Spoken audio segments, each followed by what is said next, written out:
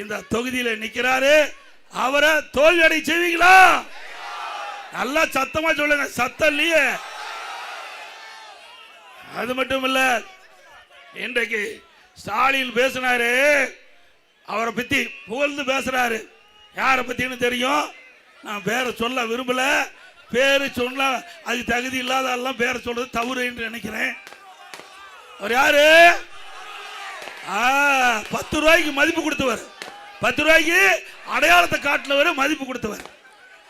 அவர் சொல்றார், திரு ஸ்டாலின் அவர்கள் மேற்கு மண்டலத்தின் சிம்ம சொப்பனமாக இருந்தவர். அவர் பேர் கோடு போட்டா, கோடு போட சொன்னா ரோடே போடுவார். அதெல்லாம் நல்லா ரோடெல்லாம் போட மாட்டாரு, ரோடு போட்ட மாதிரி பணத்தை எடுப்பாரு. ரோடு போட மாட்டாரு, ரோடு போட மாதிரி.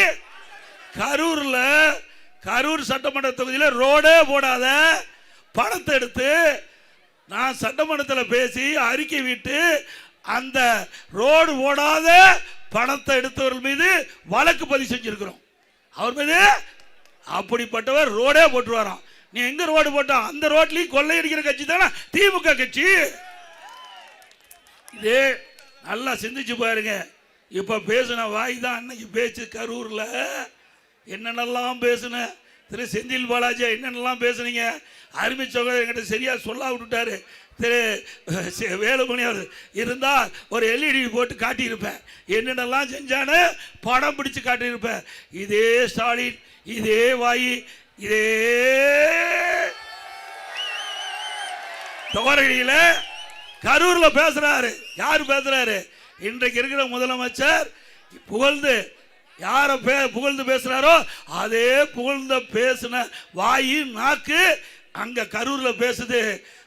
அவர் மிக மோசமானவர். அவர் வெவ்வேறு மாதிரி எல்லாம் பேசினார், அது வேண்டாம், அசிங்கமா எல்லாம் பேசினார். பிறகு அவர் தம்பி பத்தி சொன்னார். அவர் ஆழ்கடத்திலே சம்பந்தப்பட்டவர். யாரு? இங்க நிக்கிற வேட்பாளருடைய தம்பி ஆழ்கடத்தில் ஈடுபட்டவர். அவர் ஸ்பிரிட் கடத்தினவர். நாம சொல்லலீங்க. இன்றைய முதலமைச்சர் யார் புகழ்ந்து பேசுறாரோ அவர் சொன்ன வார்த்தை தான் நான் சொல்றேன். இதையெல்லாம் ஆதாரத்தோட நான் காட்டியிருப்பேன். தம்பி கொஞ்சம் சற்று எனக்கு ரோட் ஷோட்டாரு, இங்கே வந்த பிறகு தான் மீட்டிங் தெரிஞ்சுது. அதனால ஆதாரத்தோட என்னால் காட்ட முடியல.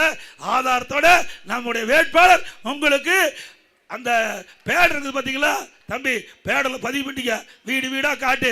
இதே ஸ்டாலின் எப்படிலாம் பேசினாரு, இந்த வேட்பாளர் பத்தி எப்படி பேசினாரு, நாறு நாரா உரிச்சு காட்ட வேணும். காட்டுவீங்களா? அப்படிப்பட்டவரை எப்படி புகழ்ந்து பேசுறாரு? இதுக்கு என்ன காரணம்? தப்பு. என்ன? கரெக்டா மாமூல் கொடுக்குறாங்க. தலைமைக்கு சேர வேண்டியதை கரெக்டா போகுது. நான் ஏற்கனவே சொன்னேன், ஆண்டவன் நல்லது செய்யறதுக்கு மூளை கொடுப்பார். ஆனா எந்தெந்த வழியில இதை சரி பண்ணணுமோ, எந்தெந்த வழியில இதை அதுக்கு மேல சொல்லக்கூடாது. தேர்தலில் விதிமுறைகள்லாம் இருக்குது. அதனால இதை எப்படி எப்படியெல்லாம்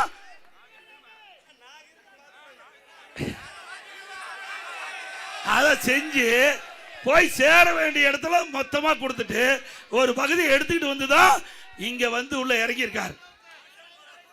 நாங்க அண்ணா திமுக பொறுத்த வரைக்கும் உங்களை நம்பி இருக்கிறோம். அண்ணா திமுக மக்களை நம்பி இருக்குது.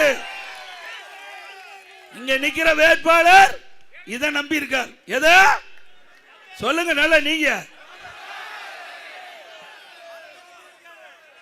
நல்லா புரிஞ்சுக்கீங்க.